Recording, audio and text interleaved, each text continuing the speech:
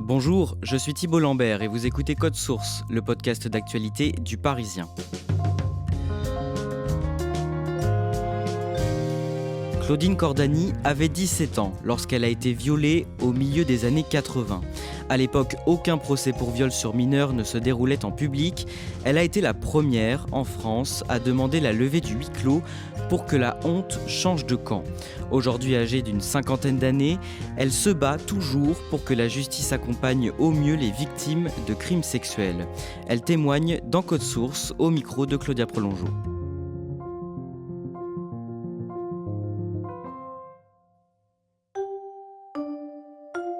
Le 19e arrondissement de Paris a toujours eu une place importante dans la vie de Claudine.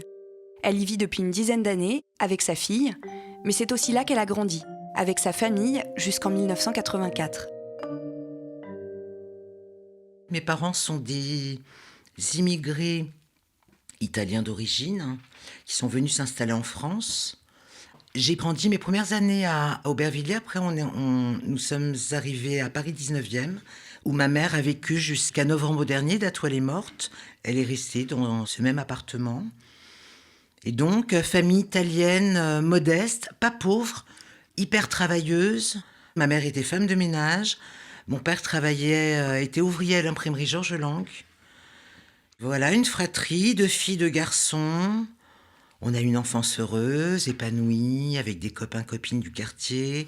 Et vous aviez la particularité d'être passionnée très tôt de littérature. Ah oui, alors ça, c'est encore un mystère pour moi, parce que je ne sais pas d'où c'est venu vraiment. Ma mère était illettrée, elle ne savait ni lire ni écrire, ni en français ni en italien. Mon père, il lisait voilà un peu de temps en temps pour avoir des nouvelles de son pays, forcément. Mais c'est tout.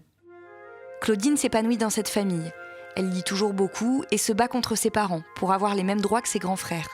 Claudine sait déjà que plus tard, elle fera un travail en rapport avec l'écriture.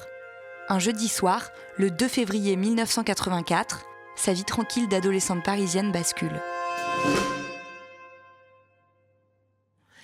J'ai 17 ans, j'ai un copain. Je fais partie d'une bande d'amis. Et on faisait plein de trucs ensemble, on faisait de la patinoire, on allait au ciné, on allait à des concerts. Et puis un soir, on avait prévu de se retrouver. Je sors de chez moi, il est 20h passé. Et je n'arrive jamais à rejoindre mes copains parce qu'entre-temps, je suis menacée, enlevée dans la rue par 2 hommes. D'abord, un homme lui demande du feu, puis ses bagues, puis sa montre. Un autre les rejoint et menace Claudine avec une arme en lui demandant de les suivre. Ils encadrent alors la jeune fille qu'ils emmènent sur les bords du canal de l'Ourcq. Ils la brûlent avec des cigarettes, la violent une première fois, lui urinent dessus. Alors clairement, ça se voyait. Quand je me suis retournée, il y a des personnes qui sont passées autour de nous, qui nous ont évités, qui ont baissé la tête. Ça m'a choquée à vie. J'ai vu la lâcheté des gens ce jour-là, je suis pas prête de l'oublier. Je l'en aurais beaucoup voulu et j'ai décidé de ne jamais être comme ça. Parce que je ne veux pas rentrer chez moi en ayant quelque chose qui traîne dans ma conscience en me disant « J'ai vu quelque chose de pas clair du tout. Je suis sûre que ces mecs étaient en train de... » Mais je suis rentrée chez moi. Puis les hommes emmènent Claudine dans un appartement où une dizaine de personnes se trouvent. Ils leur demandent de déguerpir, sauf le propriétaire de l'appartement qu'ils invitent à se joindre à eux. Aucun de ceux qui sont partis n'appelle la police. Cela dure 2 heures. Moi, je me souviens très clairement, maître dit... Je vais peut-être rester en vie ou peut-être pas. Et à ce moment-là, j'avais beaucoup de peine pour mes parents. Je les ai imaginés un instant qu'on leur apprenne que leur enfant était morte. Pour moi, c'était insupportable. Puis, soudainement, ça s'arrête. Claudine est libérée. Elle porte plainte et la police l'emmène à l'hôpital, où les examens confirment le viol en réunion. C'était il y a moins de 48 heures. Le flagrant délit s'ajoute donc au dossier de plainte. Claudine n'est pas enceinte, n'a pas le VIH, n'a pas été sodomisée, et elle estime donc qu'elle a eu de la chance. Il était peut-être 3-4 heures du matin. Mes frères étaient encore debout, ils écoutaient de la musique. De toute façon, j'étais marquée sur le visage, j'avais été brûlée avec des cigarettes, donc j'avais bien sûr des traces. Et voilà, je leur ai dit, je suis allée me coucher. Ma sœur dormait, c'est le lendemain matin que je lui ai dit. Puis je leur ai dit, voilà, j'ai porté plainte, je m'en occupe. N'en parlez pas aux parents, je gère ça toute seule. Et puis on n'en parlera plus. Cette année-là, Claudine devait passer son bac, mais finalement elle arrête tout. Pendant plusieurs mois, je n'ai plus voulu sortir de chez moi. J'avais plus envie d'aller à l'école. J'ai essayé, hein. On m'avait même changé d'établissement, puisque les violeurs habitaient, leur famille, pas dans le même quartier, mais dans le même arrondissement. Mais non, j'avais plus du tout envie. Après les viols, Claudine Cordani revoit les coupables 3 fois. D'abord à travers une vie de Santin, après leur arrestation, puis dans le bureau du juge Jean-Pierre Getty, en charge de l'affaire pour une confrontation. Et enfin au procès, pour lequel le juge la prépare. Il m'a dit, voilà, ça va passer aux assises, mais comme vous étiez mineur, ce sera à huis clos. Moi, c'est un mot que je ne connais pas. Et donc, il m'explique, les huis, ce sont les grandes portes qui font que, voilà, c'est interdit au public. Et je lui ai dit, ah mais non. Je lui ai dit, moi, je veux que vous les ouvriez, les portes, je veux que tout le monde puisse venir. Et là, il m'a regardé. Moi, je ne le savais pas, mais lui, il le savait sûrement. J'étais la première, en fait, à refuser le huis clos. Pas la première femme, pas la première personne en France, la première mineure. Il a l'air assez scotché, il me dit, mais là, on a un problème. Vous n'avez pas voulu que vos parents soient au courant, j'ai respecté cette parole-là jusqu'à présent. Il me dit, mais comme vous êtes mineur, il faut qu'un majeur signe. Avez-vous quelqu'un dans votre fratrie qui soit plus âgé ? Par chance, j'ai demandé au plus grand. On a pris rendez-vous avec M. Getty. Il est venu signer les papiers à la place de ce qu'auraient dû faire mes parents. Mais ça restait légal. Et voilà. J'ai pu refuser le huis clos, mais un autre juge aurait pu même ne pas m'en parler. Comme pour le viol, Claudine se souvient par bribes du procès. Et elle a davantage le sentiment d'y avoir été spectatrice qu'actrice. Il est bien couvert par la presse et conformément à sa demande, son anonymat est respecté. Aux yeux du grand public comme à ceux de ses parents qui regardent le JT, elle est Caroline. Quand l'avocat de la défense désigne les sexes des violeurs comme des couteaux du plaisir, elle quitte la salle. Après 3 jours d'audience, le 25 octobre 1985, les 3 hommes sont condamnés. Les 2 premiers écopent de 12 et 10 ans de prison, le 3e de 5 avec sursis, grâce à son dossier médical.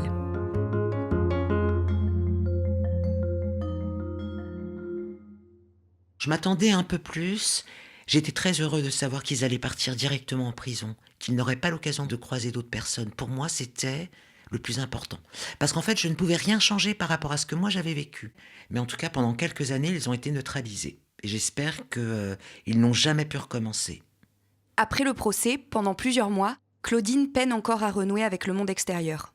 Je ne veux plus sortir de chez moi. Et puis à un moment, je décide qu'ils ne gagneront pas. À un moment, je réalise que, ok, il y a eu le procès, ok, ils ont été condamnés, mais qu'il ne faut pas qu'ils interagissent davantage dans ma vie. Il ne faut pas que ma vie soit gâchée. Et à un moment, je décide d'en faire quelque chose, de réunir toute mon énergie pour poursuivre les projets que j'avais. C'est-à-dire, pour moi, il fallait que je gagne mon argent, je voulais faire un métier qui me plaise. Et j'ai demandé une formation pour intégrer la chambre typographique. Claudine commence à travailler en tant qu'ouvrière du livre, puis devient journaliste. Elle mène une vie qu'elle qualifie de normale, avec des guillemets. C'est-à-dire qu'elle travaille, tombe amoureuse, s'installe avec son compagnon, et en 2000, elle a même une petite fille. Puis elle se sépare du père et l'élève seule. J'ai gagné ma vie, j'ai eu un enfant, j'ai fait des voyages, j'ai beaucoup lu, j'ai fait les choses que j'aimais, j'ai mené ma vie. Ça ne m'a pas détruite.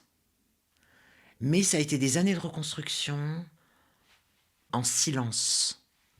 Les gens autour de moi ne savaient pas. J'avais besoin que le temps passe, j'avais besoin de recul.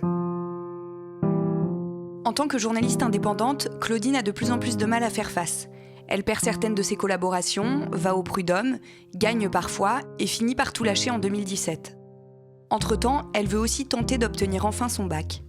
Elle s'inscrit dans une école pour adultes dans le 14e arrondissement de Paris, la seule de ce type en France, et redécouvre les cahiers, les devoirs et le plaisir d'apprendre.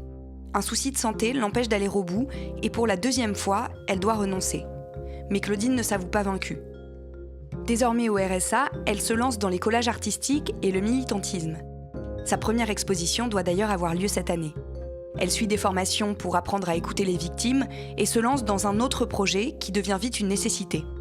celle de coucher sur le papier un livre qu'elle écrit mentalement depuis déjà des années.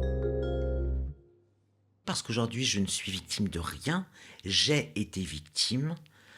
Malgré tout ça, moi, autour de cette date-là, je suis toujours mal. Physiquement, j'ai mal. Dans ma tête, j'ai mal. Je peux passer des jours à dormir avant. Des fois, il m'arrive de vomir. Je suis pas bien, quoi. C'est une période avant, une période après. Et ça me le fait 2 fois dans l'année. Ces 2 périodes dont parle Claudine, ce sont celles autour de février, le mois où a eu lieu le viol, et autour d'octobre, la date du procès. Et ça, c'est inscrit, que je le veuille ou non, c'est inscrit dans mon corps. Et ça, jusqu'au dernier souffle, je pense que, voilà, je souffrirai de ça.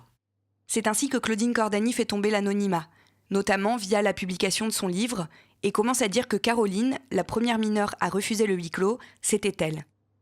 Sur Twitter, elle réunit vite des milliers d'abonnés et devient une figure à laquelle on va se confier. C'est arrivé 2 fois que des personnes dans la rue commencent à engager la conversation. Une femme et un homme d'ailleurs, et me disent au bout d'un moment, vous êtes la première personne à qui j'en parle. Waouh! Je me suis dit, oh purée, c'est énorme, quoi. C'est énorme. Donc des personnes qui ont été victimes de viol et qui vous en parlent à vous. Exactement, voilà. Mais peut-être qu'elles avaient besoin... Alors, bien sûr, elles n'avaient pas prévu de m'en parler. Elles m'ont rencontré, enfin, c'est vraiment une rencontre fortuite, quoi. Mais voilà, ça a débloqué quelque chose, et je me dis, alors, j'espère que ça a débloqué d'autres choses après. Parallèlement, ce qu'a constaté Claudine Cordani en recueillant ses témoignages, c'est que beaucoup de victimes ne croient pas en la justice. Elles le regrettent. Et avec le collectif Les Balances de la Justice, créé avec d'autres féministes, elle entend désormais militer pour une meilleure justice, qui reconnaisse et accompagne pleinement les victimes. Car encore aujourd'hui, et maintenant qu'elle a le temps de s'y consacrer, elle constate régulièrement à quel point, comme elle le dit, elle a eu de la chance avec le juge Jetti. Ça a été une grande chance pour moi d'être tombée sur ce juge d'instruction. Tout d'abord, il m'a cru. J'étais très jeune. Il m'expliquait les choses, il m'expliquait la procédure, il me préparait aux étapes. Je me suis sentie très bien accompagnée. Moi, personnellement, je peux le dire. Autour de moi, je connais plein de personnes qui me disent « Non, moi, je ne vais pas aller dans un commissariat. » C'est pas entendable. La justice, elle doit être là pour tout le monde. Moi, il y a encore pas si longtemps, il y a 3 mois, j'ai accompagné une mineure porter plainte. Elle ne voulait pas que sa mère soit au courant. Elle m'a contacté sur Twitter et je l'ai accompagnée au commissariat. Il fallait faire vite parce qu'il y a l'histoire des 48 heures du flagrant délit. Et là où j'étais furax, ils ne pouvaient pas l'accueillir, c'est quand même dingue, à Paris, ils ne pouvaient pas l'accueillir avant le lendemain. Et là, on n'était plus dans le cas du flagrant délit. J'ai dû insister, ce qui est anormal. Et ça, c'est une circonstance aggravante. Ça peut ne pas apparaître dans un dossier parce que personne ne l'aura dit à la victime. On informe les gens sur plein de droits. Droit du consommateur. Alors ça, on en a, mais alors, à tire-larigot. Vous êtes sûr, une fois que vous avez lu ça, de savoir quel yaourt acheter, des recettes de cuisine, ça va, il y en a plus qu'assez. Mais des recettes pour bien déposer plainte au commissariat en connaissant la loi. Moi, j'aimerais en voir dans les magazines féminins. Pour moi, la citoyenneté, c'est d'abord ça.